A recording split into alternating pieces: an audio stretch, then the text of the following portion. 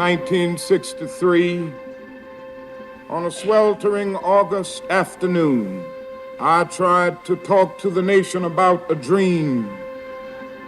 And I must confess to you today that not long after talking about that dream, I started seeing it turn into a nightmare. Sometimes I don't think that Martin Luther King is recognized fully for what he was and what he did. I sometimes feel like there's this watered down idea of he was just a peacekeeper, but he did everything but keep the peace. He disrupted the peace. Yes, I am personally the victim of deferred dreams, of blasted hope.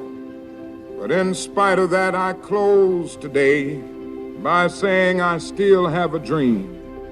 My name is Courtney, and I am at the Ballantyne campus. I am in grad school pursuing my doctorate. As a part of that, though, I'm doing continued anti-racism education.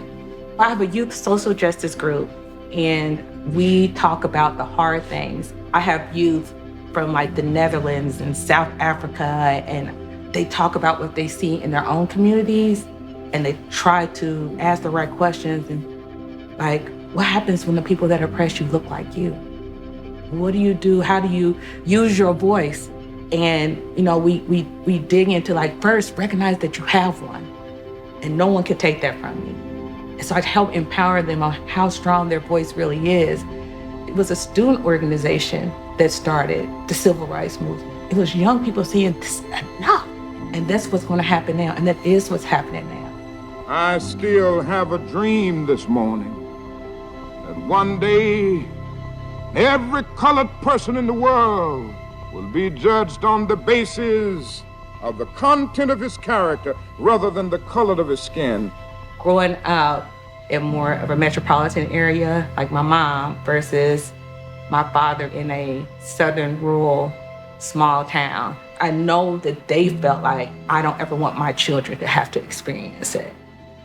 Now, even when I have conversations with my children, I've had to tell them too, there's gonna come a time. Actually, Dr. King said that the time to do what's right is always right. And sometimes the right thing doesn't look right to people around you. And that is a very strong understanding of your calling. That's what I get from Dr. King, is to be revolutionary and do and say the things, even if it means I lose a lot, because what's on the other side is greater than just me. He still fought. MLK did what was right. Us. Part of you wants to hate. Part of you wants to be angry and react. But when you're called to a greater purpose, you have to decide who you are and who you're going to be in the moment. I know that God has called me for something higher. And if I give into my emotions, then I can't continue to do exactly what it is that God has called me to do. We don't become the thing that you hate. I still have a dream today that one day every valley shall be exalted, and every mountain and hill will be made low. The rough places will be made plain, and the crooked places straight. And the glory of the Lord shall be revealed, and all flesh shall see it together. I still have a dream.